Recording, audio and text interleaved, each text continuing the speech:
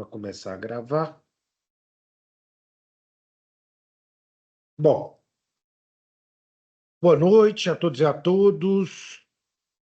Agora sim, vamos começar a nossa aula expositiva, enfrentando aqui, na noite de hoje, um tema correlato, na verdade, ao estudo do crédito tributário e, em especial, né, nós estamos lidando aqui com dois fenômenos que impactam, poderíamos dizer, propriamente, na vida, e vida entre aspas, do crédito tributário.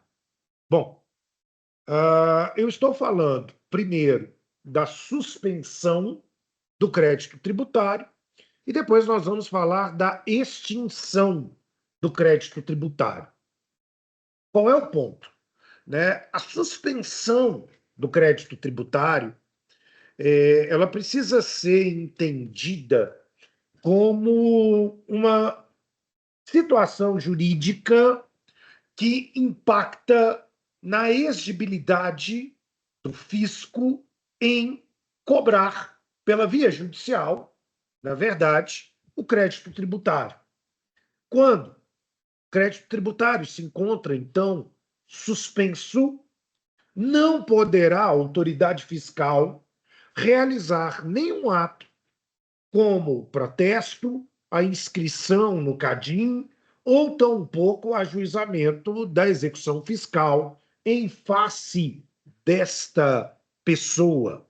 Né? E aí é interessante, né, para a gente, vamos dizer, observar que, a partir da suspensão do crédito tributário, nós vamos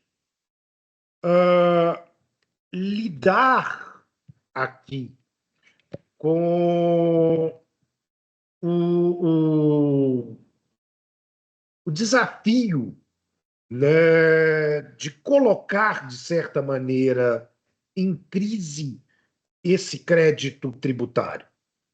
E dentro dessa sistemática, digamos assim, isso ganha um contorno extremamente relevante para nós.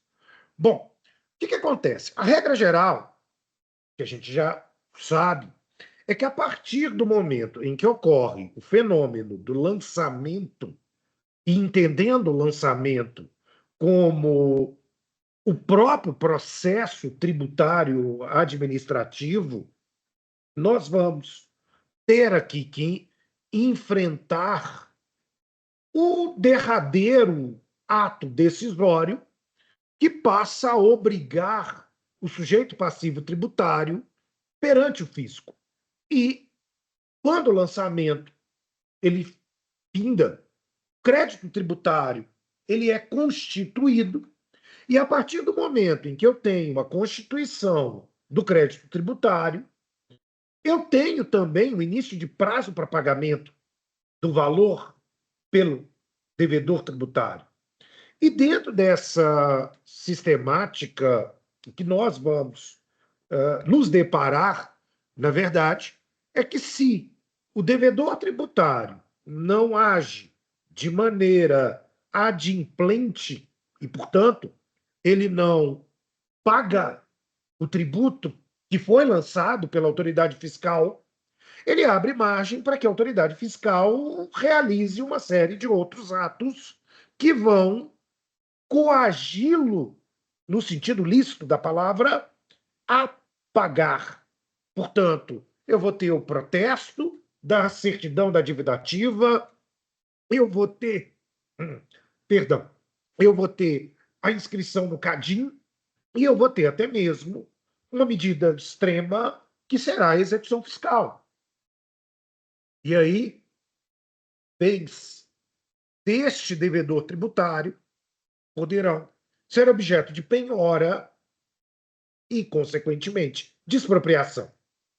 Agora, quando eu sobresto, eu suspendo a exigibilidade do crédito tributário, eu vou impedir a autoridade fiscal de realizar qualquer ato nesse sentido. E aí é extremamente importante, né, que a gente compreenda adequadamente que o lançamento, via de regra, ele tem que acontecer. Nós não temos nenhuma medida jurídico-processual que possa impedir a autoridade fiscal de lançar. O Poder Judiciário ele é proibido de adentrar no procedimento tributário administrativo e travar o lançamento. Você não vai fazê-lo por via de mandado de segurança, você não vai fazê-lo por nenhuma forma jurídico-processual. Toda suspensão de exigibilidade do crédito tributário é sempre um ato a posteriori, ou seja, a suspensão do crédito tem que pressupor que o lançamento aconteceu e que o crédito foi constituído. E que, portanto, a partir do momento em que o crédito foi constituído, o lançamento, inclusive, se encerrou. Tá? Então, eu posso dizer que, de certa maneira, o lançamento ele é um juggernaut, ele é uma força da natureza, ele vai acontecer, ele vai seguir o seu rumo, consequentemente, e não há nenhum meio técnico processual que vai impedir que esse lançamento chegue ao seu final. Logo, o que nós vamos ter, do ponto de vista de uma ação processual, é, na verdade, a realização de pedidos judiciais para que o lançamento seja considerado nulo ou anulado, em razão de vícios, inclusive de vícios de natureza processual, mas também em razão de vícios de direito material, que podem se materializar no meio disso tudo. Né? Então, quando eu passo a considerar aqui esse cenário, fica mais fácil da gente entender aquilo que vai ser apresentado para nós na tônica do artigo 151 do Código Tributário Nacional. Por quê? O artigo 151 ele nos apresenta aqui 6 situações nas quais o crédito tributário, devidamente constituído, ele poderá, então, ser suspenso. Com isso, né? Suspender a possibilidade da execução fiscal acontecer, suspender a possibilidade de que atos como protesto, a inscrição no CADIM, venham a acontecer. E o Código Tributário, e, portanto, só o Código Tributário Nacional, até porque essas medidas de suspensão de exigibilidade do crédito tributário precisam necessariamente estar previstas em lei complementar, por decorrência de uma exigência do próprio texto constitucional, tá? E aí a gente vai ter, então, 6 situações: a moratória, o depósito do montante integral, a possibilidade de reclamações ou recursos administrativos e, do mesmo modo, a possibilidade de intervenção do Poder Judiciário pela via aqui de tutelas provisórias, seja em sede de mandado de segurança, seja em sede de uma ação pelo procedimento comum e, por fim, parcelamento.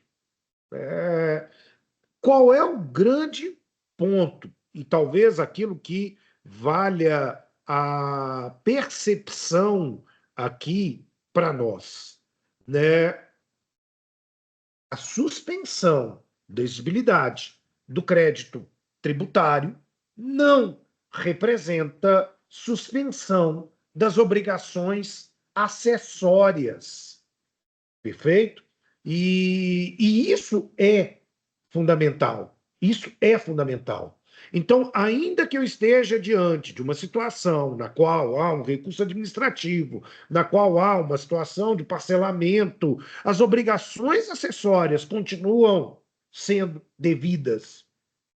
E se as obrigações acessórias não forem cumpridas pelo devedor tributário, ou seja, pelo contribuinte, ele poderá ser multado. Tá? Então, muito cuidado, porque às vezes o sujeito raciocina errado, né? E aí, em razão desse raciocínio equivocado, ele se complica, né? Ao ter uma medida liminar em um mandado de segurança proibindo o fisco de me executar, ele não proíbe o fisco de me multar pelo não cumprimento das obrigações acessórias. Bom, de posse disso, a gente então precisa entender que esse rol, até pela própria dicção trazida no artigo 191 do próprio CTN, é, é necessariamente um rol taxativo. Ok? Então, a autoridade fiscal, ou a jurisprudência, ou qualquer outra autoridade, não tem o condão de criar novas situações que suspendam a exigibilidade do crédito tributário. Apenas a lei complementar pode fazê-lo. E, portanto, é uma ação complexa do Congresso Nacional e, consequentemente, submetida aqui à participação da própria Presidência da República pela figura da sanção ou do veto. Essa taxatividade, né, ela é um marco, então, fundamental para, ao mesmo tempo, garantir segurança jurídica e, consequentemente, permitir aqui o conhecimento das regras do jogo tributário. E aí o que nós vamos, então, perceber, né, é que todas essas medidas devem pressupor um crédito tributário já constituído e, no máximo, as intervenções são intervenções que são feitas para cancelar, para anular o crédito tributário constituído pela autoridade competente. Né? Então, se eu tenho, vamos trabalhar aqui, né, a primeira situação, não necessariamente na ordem trazida pelo artigo 151, mas o depósito do montante integral do crédito tributário, ele não pode ser confundido com uma modalidade de pagamento. O depósito do montante integral é uma situação que faculta, portanto não é obrigatória, ao devedor tributário depositar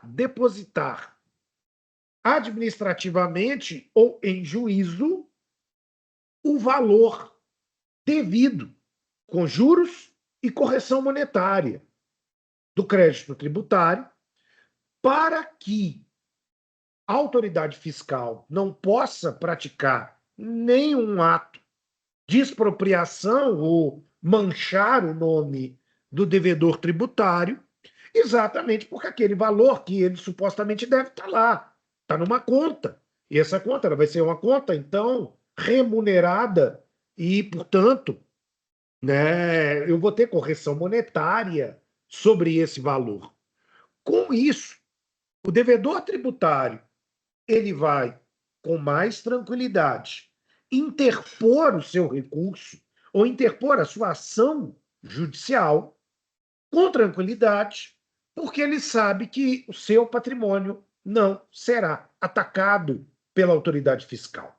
Né? Então, quando a gente está diante da figura do depósito do montante integral, e, de novo, é uma faculdade, não se condiciona o conhecimento ou processamento de nenhum recurso administrativo tributário, ou tampouco de nenhuma ação judicial a este depósito, mas o grande ponto é que esse depósito ele é algo fortemente recomendado. Bom, Por que fortemente recomendado? Porque se ao final, seja do processo administrativo, seja do processo judicial, o devedor tributário sai vencedor, ele levanta esse valor corrigido monetariamente.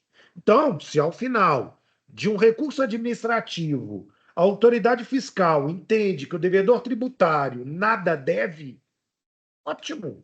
Ele vai lá, saca o dinheiro e segue a vida dele, vitorioso.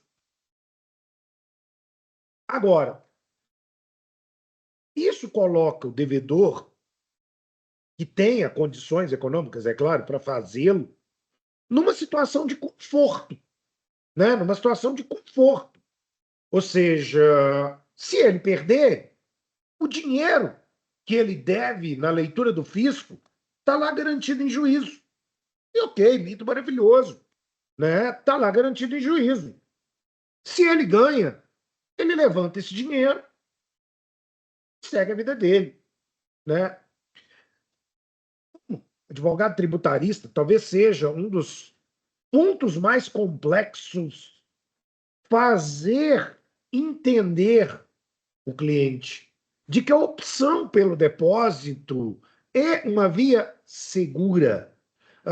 Primeiro, eu costumo dizer que às vezes o nosso cliente ele sofre de um mal chamado otimismo. E sim, o otimismo é um mal, o otimismo não é bom, sabe? Aquela coisa de que, não, eu acredito que no final tudo vai dar certo, e tudo é lindo, maravilhoso, e eu vou achar o pote de ouro no final do arco-íris, do lado dos ursinhos carinhosos. Merda nenhuma, gente.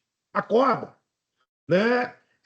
Aí a gente vira para o cliente e diz assim, não, vamos fazer o depósito, o montante integral. Ele diz, para quê? Eu vou ganhar. Eu tenho fé. Ah, caralho, pelo amor de Deus, gente, né? Então, assim, isso é uma coisa absurda, se a gente for levar em consideração. Isso é uma coisa absurda. O montante é, talvez, a forma protetiva para que, então, a discussão litigiosa do direito tributário ela consiga se desenvolver causando o mínimo possível de estrago, de dano para o devedor tributário. Né? Então, é importante que nós sejamos capazes de conscientizar o nosso cliente da importância da realização desse depósito, claro, quando ele tem condições econômicas de suportar esse depósito. Né? E aí, a partir do momento em que ele opta pela utilização dessa via, a gente lida com os intempéries de um processo administrativo ou judicial tributário com muito mais tranquilidade. Com muito mais tranquilidade. Se o insucesso do nosso ato, seja ele um recurso administrativo, seja ele uma ação judicial, acontece, e o nosso cliente vem a perder, ele vai perder aquilo que ele depositou. Agora, por outro lado, se nós conseguimos o sucesso, ele vai levantar, total ou parcialmente, aquele valor que se encontrava depositado. E, portanto, é quase como se ele ganhasse duas vezes, né? Porque ele vai ter uma decisão dizendo que ele não deve, ou que ele não deve tudo aquilo que supostamente a autoridade fiscal dizia que ele deve, e ele ainda vai levantar aquele dinheiro. Né? Então, isso traz aqui uma situação de maior tranquilidade, de maior alívio para a atuação do profissional em direito tributário. Agora, qual é o problema? O depósito, ele necessariamente só é possível se ele for feito em dinheiro. Né? Eu não tenho a possibilidade de caucionar, é diferente de depositar com bens. Né? Então, o depósito ele precisa necessariamente ser feito em banco público e, consequentemente, em dinheiro. Aqui há uma questão muito importante, né, que a jurisprudência do Superior Tribunal de Justiça ela não admite a utilização em substituição de outros mecanismos, como, por exemplo, a fiança bancária. A fiança bancária ela pode garantir, eventualmente, parcelamento, mas ela não vai garantir aqui esse montante, até porque a fiança ela pode desaparecer, né? Se o pagamento por parte do devedor à instituição financeira não for um pagamento com recorrência. Então, ela não é confiável, né? Ela não é confiável aqui. Mas, de novo, utilizando a via do depósito, o devedor tributário não será mais cobrado em juros. Eu preciso lembrar que o crédito tributário é corrigido pela Selic e, portanto, essa incidência de juros é considerável. Ela é impactante economicamente, né? Então, é uma opção aqui extremamente vantajosa o uso do depósito, né? Bom, a gente precisa levar em consideração aqui também, né, que a outra modalidade de suspensão do crédito tributário é a utilização exatamente dos recursos e impugnações previstos no próprio procedimento administrativo fiscal. Então, a lei assegura como garantia fundamental de um devido processo administrativo fiscal o uso de impugnações e de recursos. E esses recursos têm a capacidade de suspender a exigibilidade do crédito tributário. O ponto que precisa ser levado em consideração é que, então, esses recursos, que não exigem de nós o pagamento de caução, representa aqui uma forma de impedir que a autoridade fiscal vá para as raias da execução, ou vá para o protesto, para o CADIM e etc. Mas tem um ponto importante, e esse ponto é o ponto onde boa parte dos leigos se equivocam, mas os senhores não são leigos e, portanto, os senhores não podem se equivocar dentro desse cenário, né?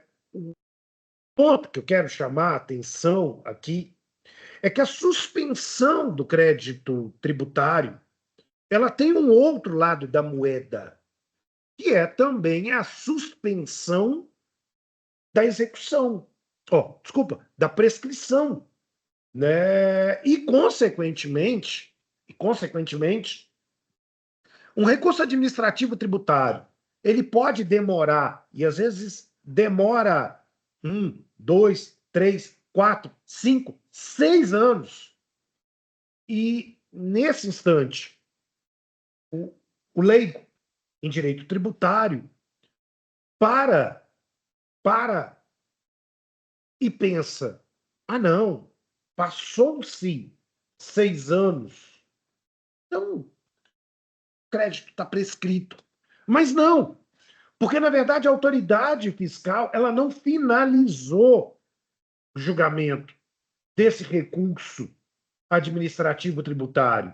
E, portanto, prazo prescricional está suspenso desde lá de trás, né? Ao final, se a decisão administrativa ela marca o insucesso da defesa, eu vou passar para a possibilidade da execução fiscal com tranquilidade.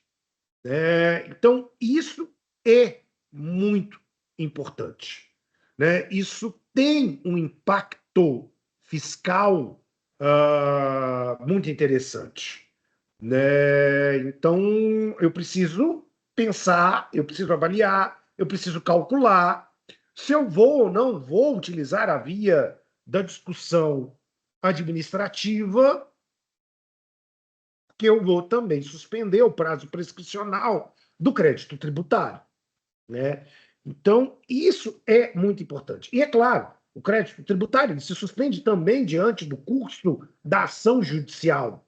salvo as situações excepcionais lá de impossibilidade de encontrar bens do devedor, que geram uma prescrição intercorrente processual diferenciada. Mas, se você impetra um mandado de segurança, e esse mandado de segurança ele demora 6 anos, já com deferimento desde o início de uma tutela provisória sobre a forma de uma medida liminar, eu tenho um impedimento formal, técnico processual para a autoridade fiscal mover a execução.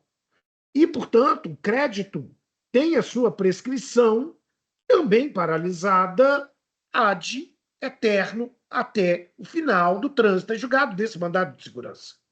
Né? Então, é comum o equívoco de interpretação do leigo, acreditando que, na verdade, se passarem 5 anos, está prescrito. Não, está prescrito não, porque não houve aqui a figura da fluência do prazo prescricional. Então, portanto, a situação ela está tranquila, ela está congelada, né? Enfim, vale a gente pensar também, né, que a jurisprudência brasileira ela vem consagrar, seja pela súmula vinculante número 21, a impossibilidade de condicionarmos essa suspensão à figura do depósito do montante pela via tributária. E dentro disso, né, se eu tenho a via da utilização de um recurso administrativo, com mais lógica e com mais propriedade, eu vou ter aqui a figura da liminar no mandado de segurança. Hoje, talvez mais propriamente, embora a legislação do Código Tributário, lá no artigo 151, ele fale em liminar e de uma forma até meio vulgar, no seu sentido técnico, hoje a gente sabe que a liminar em mandado de segurança ela tem natureza de tutela provisória, né? Inclusive podendo abarcar a modalidade da tutela provisória de evidência, não apenas a modalidade da tutela provisória de urgência, mas, né, eu vou ter aqui a possibilidade de utilização desta via como forma de, consequentemente, obstacular a possibilidade de qualquer ato de coação da autoridade fiscal visando o recebimento do crédito tributário. Né? Então, a liminar do mandado de segurança ela impede a execução fiscal, mas ela impede o protesto, ela impede a inscrição no CADIM. Okay? E dentro dessa lógica, vamos colocar assim, ela, enquanto perdurar os efeitos da medida liminar, eu tenho sobrestamento desta possibilidade de exigibilidade. É interessante que a gente leve em consideração aqui que a liminar, a princípio, ela vai ser deferida pelo magistrado quando ele identifica que eu tenho boas razões no mandado de segurança, ao mesmo tempo quando eu tenho a demonstração de risco, de dano irreparável no curso do processo pela execução fiscal, ou pela inscrição no CADIM, enfim, né, a impossibilidade de obter certidões negativas de débito tributário, ou também chamadas certidões positivas com efeitos negativos. Né? E dentro dessa lógica, né, a gente sabe que a liminar no mandado de segurança ela não extingue o crédito tributário, ela congela a existência do crédito tributário, que é muito bem diferente. Né? A extinção do crédito tributário ela vai vir na decisão definitiva, vamos colocar assim, da autoridade judiciária, quando julga procedente o mandado de segurança e, consequentemente, defere a concessão da ordem. Né? E aí, ela não está simplesmente dizendo Você, autoridade tributária, não pode executar a CDA. Ele está dizendo, você não tem mais a CDA. Ou seja, aquela CDA que antigamente existia, ela virou pó. Né? Ela virou pó, ela deixou de existir e, consequentemente, ela deixou de ter exigibilidade e até mesmo validade técnico-jurídica aqui. Bom, é importante, né, levar em consideração que a medida liminar, enquanto tutela provisória, ela pode desaparecer. Ela pode desaparecer. Ou seja, o Poder Judiciário pode, ou pela via de um recurso manejado pela autoridade fiscal, ou pelo próprio magistrado, ao longo do processo, entender que não há aqui motivos que sirvam para sustentar a manutenção dessa medida liminar. Né? É muito engraçado, porque na prática é comum o cliente chegar até você, na condição de advogado tributarista, e dizer assim: ah, doutor, eu quero te contratar para você conseguir uma liminar para mim. Não, a liminar não é o fim. A liminar é simplesmente parte do caminho. A liminar, ela é só um acessório. O resultado final é o elemento fundamental. Né? Eu não posso pensar que todo o nosso trabalho se encerra no momento em que a medida liminar ela é obtida. Mas, claro, de maneira bastante nebulosa na cabeça daqueles que não estão acostumados com o direito tributário ou com o processo de uma maneira geral, né? Ele acha que a liminar já é a decisão final. E não, o próprio nome indica, in liminis. A liminar é simplesmente um começo, né? E, de certo modo técnico, eu só posso falar em liminar quando, inclusive, a autoridade fiscal ela não teve a oportunidade de se manifestar nesse processo, trazendo as suas razões para defender a regularidade e a licitude do lançamento.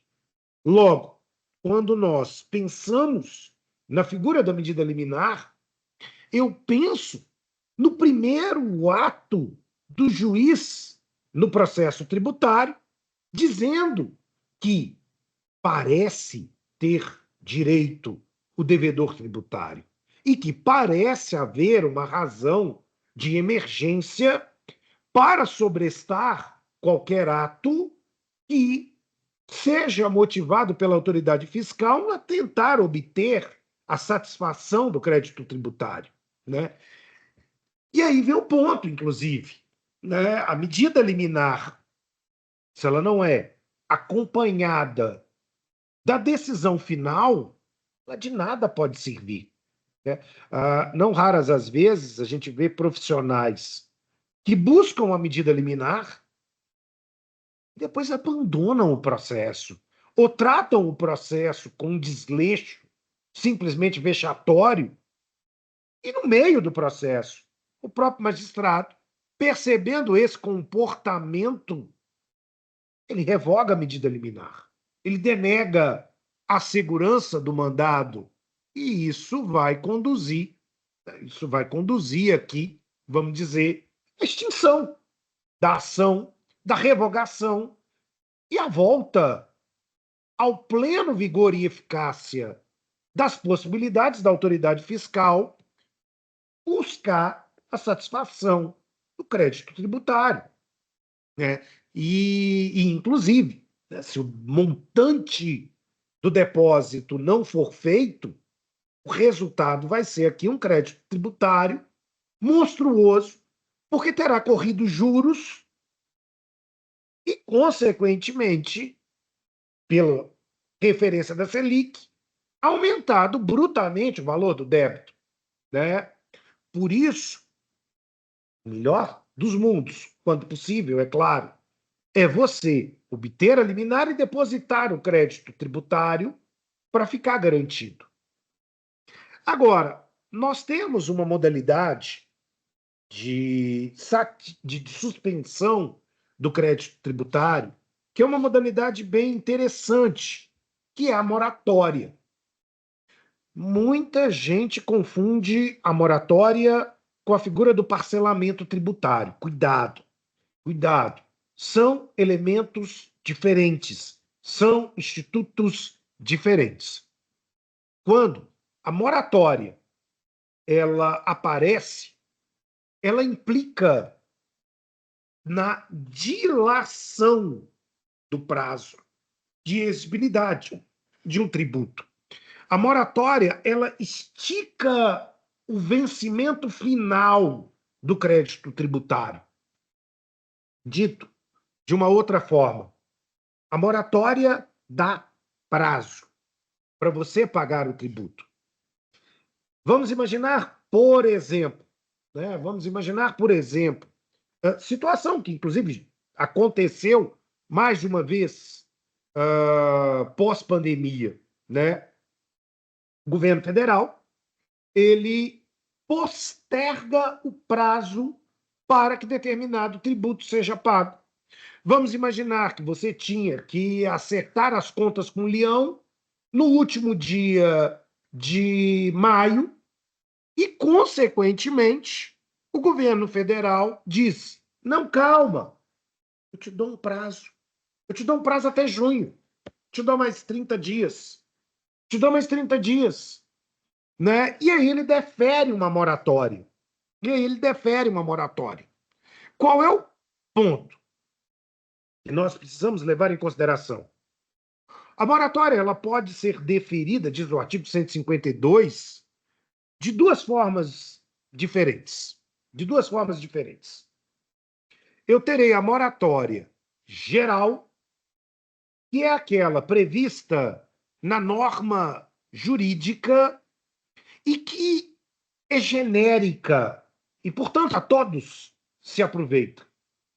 Quando um ente fiscal, por exemplo, Estado de Minas Gerais, ele defere uma moratória geral sobre o IPVA, ele dá prazo para todos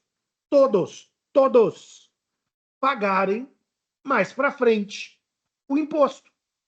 Mas eu paguei ele antes. Não, beleza, pagou. Né? Ah, mas eu estou aqui no último dia e a moratória veio e deu mais prazo. Pronto, você tem mais prazo. Qual é o ponto principal que eu quero chamar a atenção de vocês? A moratória deferida por lei, na condição, então, geral, ela independe de requerimento prévio do devedor tributário. Literalmente, o devedor tributário ele não precisa fazer nada. Ele não precisa fazer nada. Ele pode ficar de braços cruzados e simplesmente pagar o tributo no último dia, tal como previsto nesta situação de postergação do prazo final. E é óbvio, enquanto a moratória ela está em curso, você não está na condição de devedor. Afinal de contas, você ganhou prazo. Você ganhou prazo. Então, se de repente a norma tributária ela me dá mais 90 dias, beleza. Eu posso pagar no 90º dia. E eu não vou ter multa, eu não vou ter juros e etc. Tá tudo bem. Né? Tá tudo bem aqui.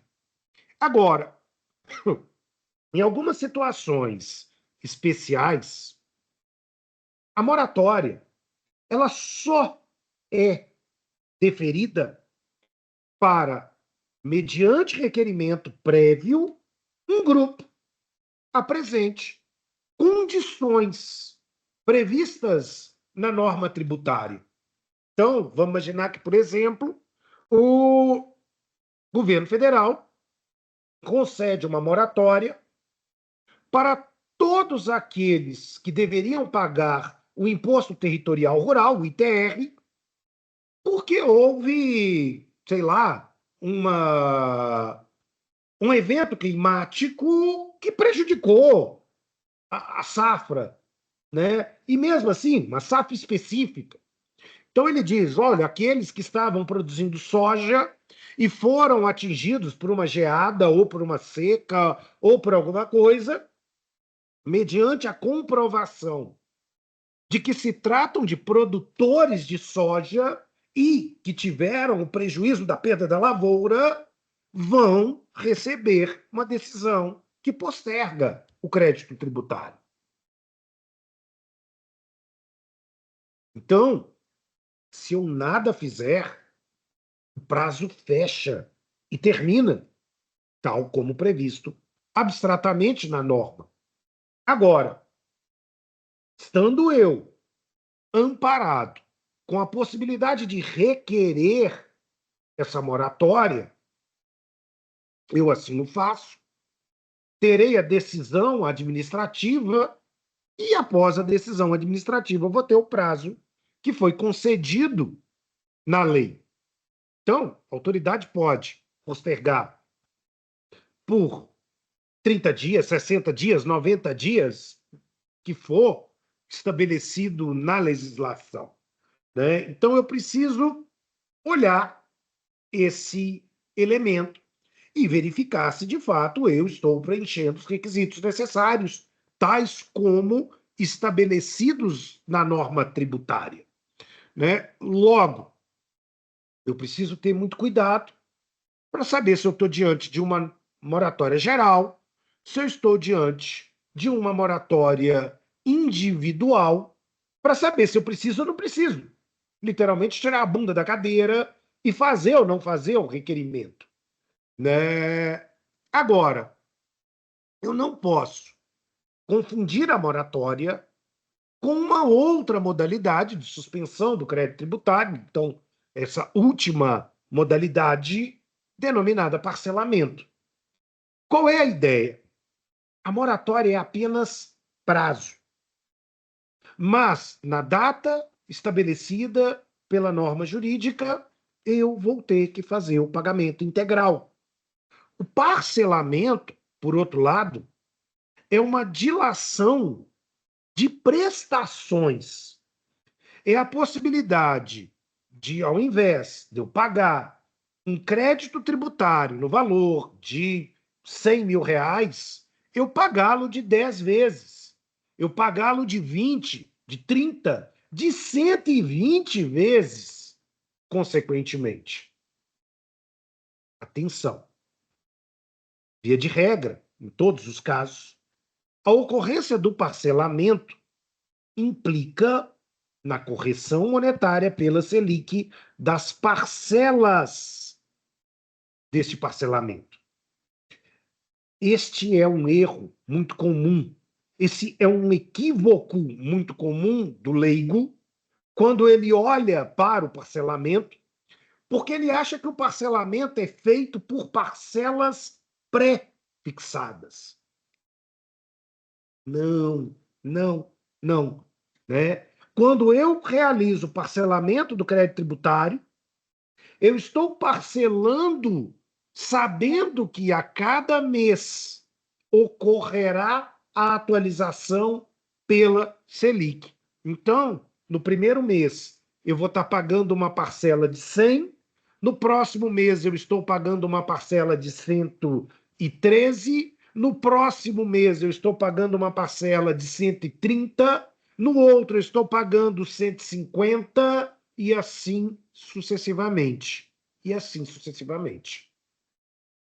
O parcelamento, ele pode trazer algum tipo de benefício tributário como medida excepcional, vamos dizer, de retirada de juros e multa, ou de desconto em juros e multa.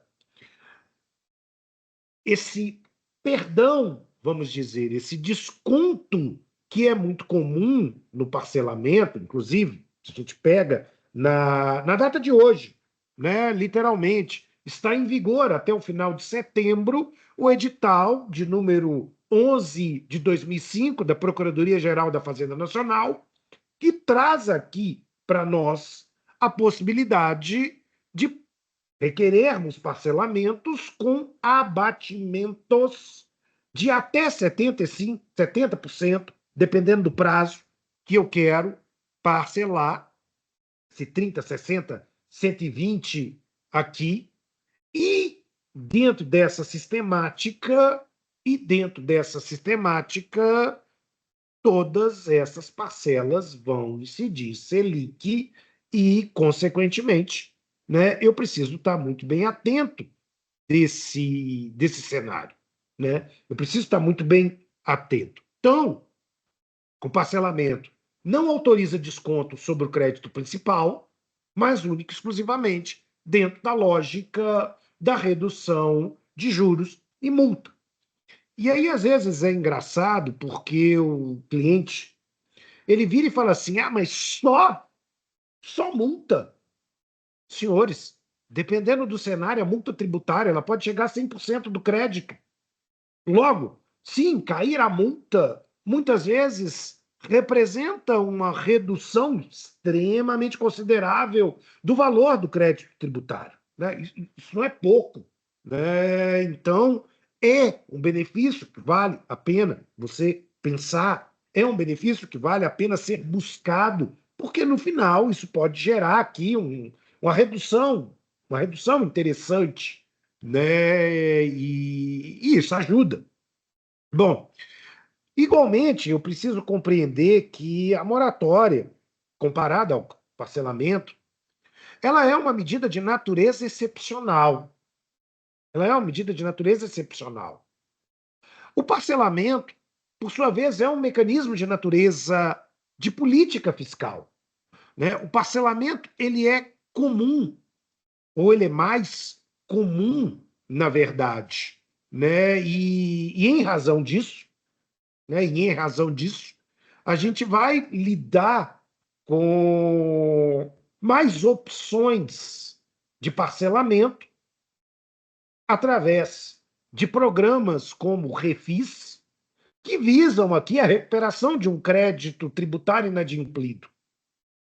Bom, feito tais colocações, a gente precisa entender agora que eu tenho um outro cenário diferente da figura do artigo 151 do Código Tributário Nacional, que fala sobre suspensão de exigibilidade do crédito tributário, no artigo 156 do CTN. E esse dispositivo do artigo 156, ele fala agora sobre a figura da extinção do crédito tributário. E, bom, por extinção, eu tenho fim do crédito. Mutatis mutandis, eu diria, é a morte do crédito tributário. O crédito tributário extinto, ele se encerra. Ele se encerra. E extinto o crédito tributário, você tem a possibilidade de extinção das negativações através de um protesto, e você tem a possibilidade de retirada do seu nome do CADIM, e você passa a ter a tão sonhada CDN, Certidão Negativa de Débitos Tributários. Portanto, bom, mas qual é o ponto? Quando eu penso na figura da extinção do crédito tributário, um modo mais natural do crédito tributário ser extinto, né, é aqui o pagamento, é a satisfação trazida pelo pagamento. Né? Então, eu tenho o adimplemento na linguagem técnico-obrigacional, mas eu tenho outras formas de extinção do crédito tributário não satisfeito, seja pela via da desconstituição, ou seja, da decisão administrativa ou da decisão judicial, que entende que houve uma nulidade ou um erro no lançamento. Eu tenho uma opção remota de remissão do crédito tributário, portanto, de um perdão do crédito tributário pela autoridade fiscal e só pela autoridade fiscal. Juiz não pode dar remissão, apenas a autoridade, como política fiscal excepcional, perdoa o devedor tributário, e eu tenho um fenômeno que a gente já estudou na aula passada, que é a preclusão, a prescrição, desculpa, né? Ou seja, ou a decadência. E aí, consequentemente, a autoridade fiscal está proibida de lançar ou está proibida de ajuizar a ação contra o devedor tributário. Bom, vamos entender isso melhor, né? Vamos entender isso melhor. Pagamento é o modo base de colocar fim ao crédito tributário. Por meio do pagamento, eu, devedor tributário, pago uma DARF, uma DAI, e deposito em juízo o valor do crédito. E, consequentemente, a partir do momento em que eu tenho esse ato de pagamento, o crédito tributário não mais existe. E eu não posso mais ser exigido, cobrado desses valores, então. Mas, cuidado, se eu não pago o crédito tributário no seu vencimento, automaticamente já vem a multa e juros de mora, né? Portanto, em razão do não pagamento, um crédito tributário federal, a gente vai usar a DARF, o crédito tributário estadual, a gente vai usar a DAI e assim sucessivamente, né?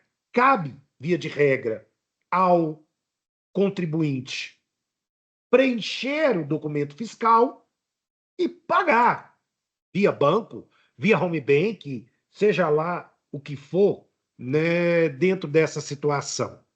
Bom,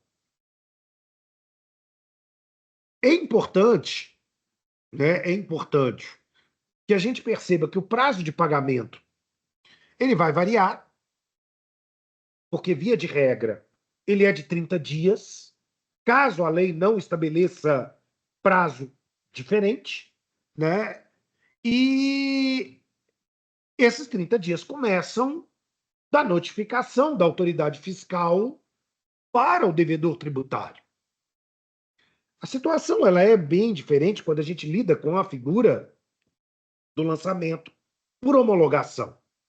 Porque aí, no lançamento por homologação, cabe ao devedor tributário, seja ele o contribuinte, seja ele o responsável tributário, calcular o crédito e preencher o documento de arrecadação fiscal competente, né?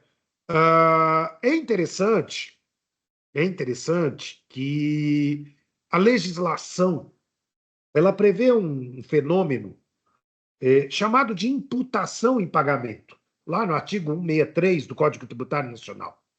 E, basicamente, esse dispositivo ele visa organizar para a autoridade fiscal a ordem de extinção dos créditos tributários, quando aquele devedor tributário tem mais de um crédito concomitante. Qual é o problema? Qual é o problema? Às vezes eu tenho um crédito tributário estadual de uma taxa e de um imposto. Às vezes eu tenho créditos mais velhos e mais novos demandando pagamento. E aí o artigo 63, ele vai fazer essa organização, vamos colocar assim. Ele vai fazer essa organização do que abate primeiro dentro do ato do pagamento, né? Então, em primeiro lugar, pagamos os créditos onde eu sou contribuinte e após esses créditos serem completamente pagos, os créditos de responsabilidade tributária. Agora, a imputação em pagamento, ela só vai acontecer quando eu, devedor tributário, não indico para a autoridade fiscal o que eu quero pagar. Percebam? Eu tenho a faculdade de dizer: estou pagando o imposto tal, ainda que eu tenha um débito de contribuição de melhoria, por exemplo, em aberto, né? E tendo débito de contribuição de melhoria, a preferência para o pagamento. Mas se eu nada digo, eu sou omisso, eu simplesmente vou lá e faço Pix, faço uma DARF sem a devida indicação. A autoridade fiscal ela precisa de elementos legais para saber o que ela vai abater dentro dessa lógica, né? E aí a gente tem o fenômeno da imputação. Uma outra modalidade extremamente importante e usual na prática do direito tributário é o fenômeno da chamada consignação em pagamento.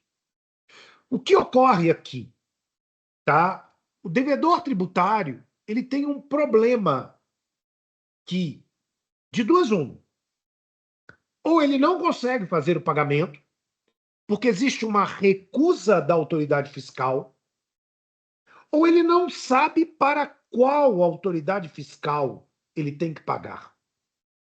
Situação interessante, né? Em um determinado momento da história, vamos colocar assim, né, havia dúvidas se determinados imóveis que se encontravam em uma área limítrofe entre os municípios de Belo Horizonte e de Contagem deveriam pagar o IPTU ou para Belo Horizonte ou para Contagem.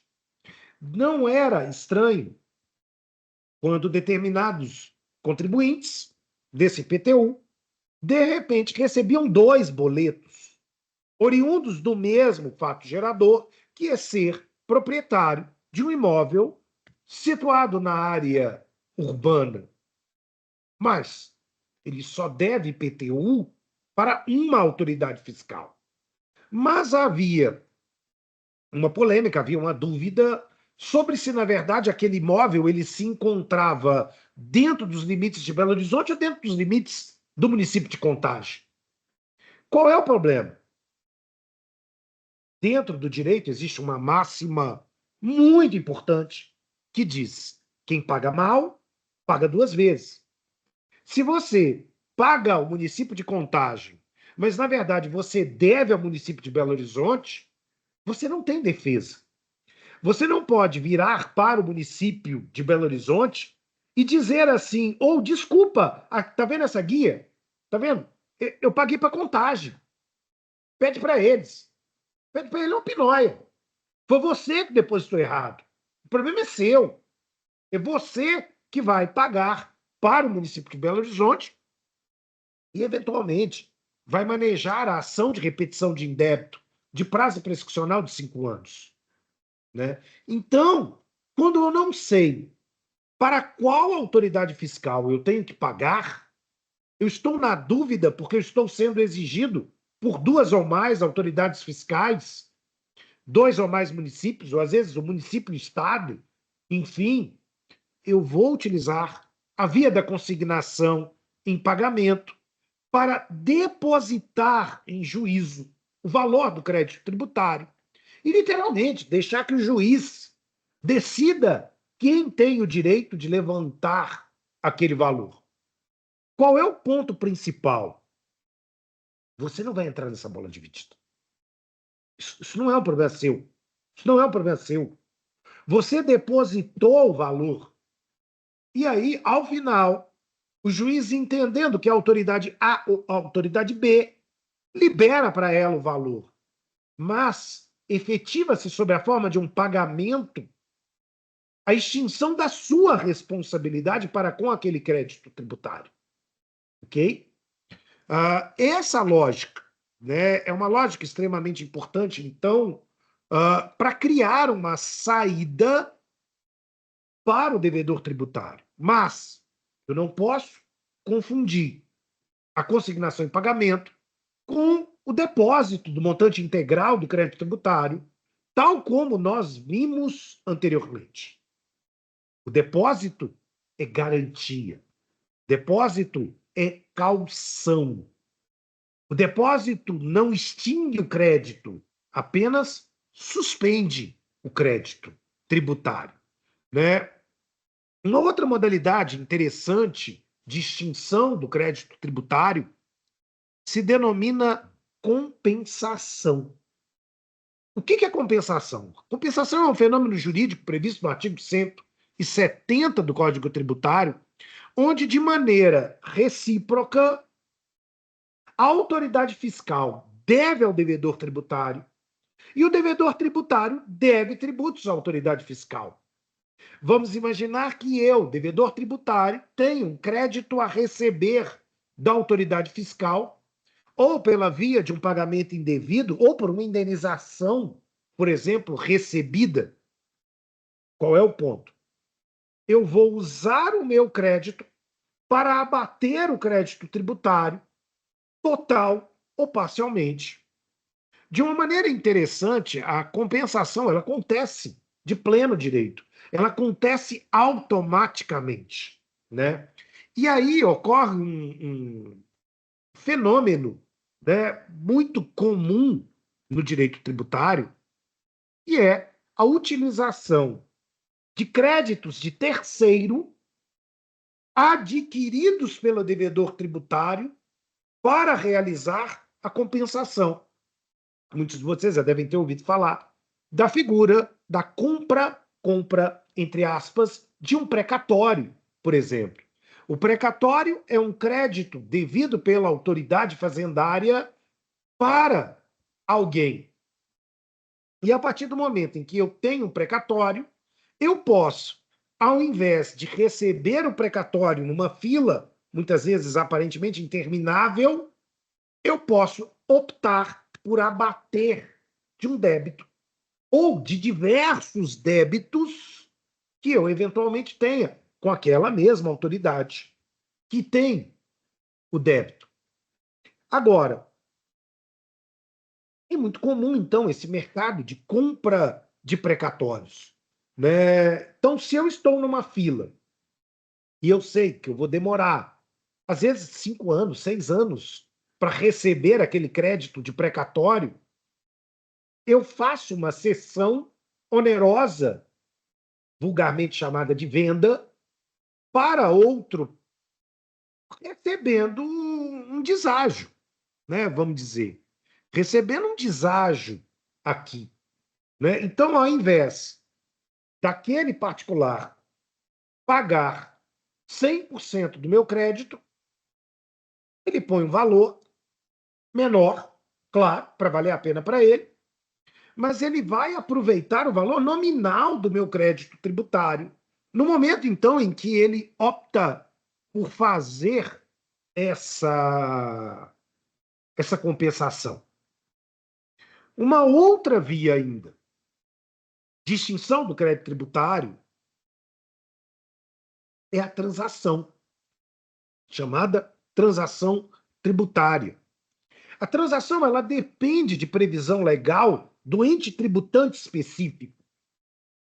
E ela permite que o ente fazendário e o devedor tributário negociem o débito tributário.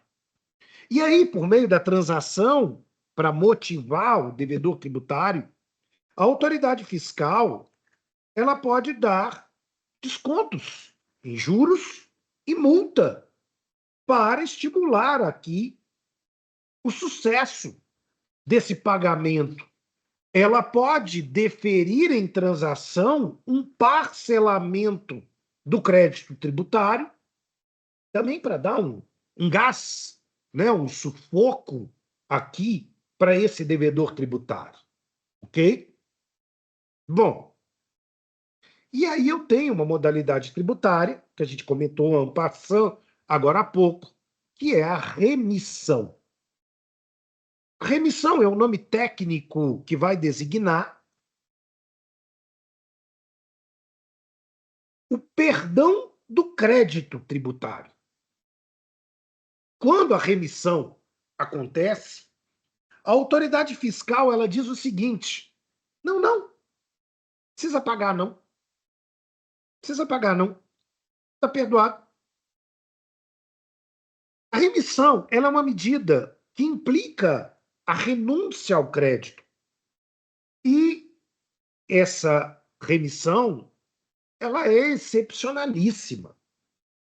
Afinal de contas, caso contrário, eu teria aqui impactos orçamentários. Né? A remissão ela não pode ser usada pela autoridade fiscal de maneira, vamos dizer, prostituída.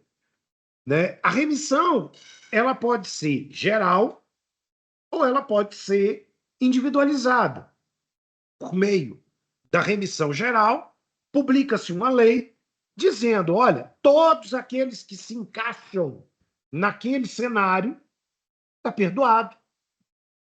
Na remissão individual, eu tenho que fazer um requerimento para a autoridade tributária, demonstrando que eu preencho as características necessárias para obter o benefício. E aí a autoridade fiscal, avaliando esse preenchimento ou não, defere a remissão.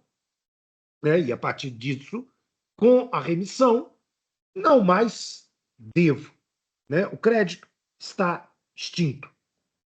Agora, eu preciso compreender bem outro e último fenômeno, já caminhando para o final da minha fala na noite de hoje, que é a chamada exclusão do crédito tributário. A exclusão do crédito tributário, ela é uma situação na qual, vamos dizer, eu crio um obstáculo entre o fato gerador que me conduz ao nascimento da obrigação tributária e, consequentemente, o ato da autoridade fiscal abrir o processo tributário administrativo, que nós chamamos de lançamento, para constituir o crédito tributário. O que acontece aqui? Quando a gente lida com a exclusão do crédito tributário, eu estou dizendo que eu tenho o fato gerador, eu tenho a obrigação tributária, mas eu tenho uma norma tributária que me dispensa o pagamento. Quando eu penso a figura da exclusão do crédito tributário, eu estou diante da isenção. E aí, como a gente já conversou antes, eu não posso confundir a isenção com a imunidade, ou tampouco a isenção com a não incidência. Seja a imunidade, seja a não incidência, não tem o fato gerador, não tem obrigação tributária.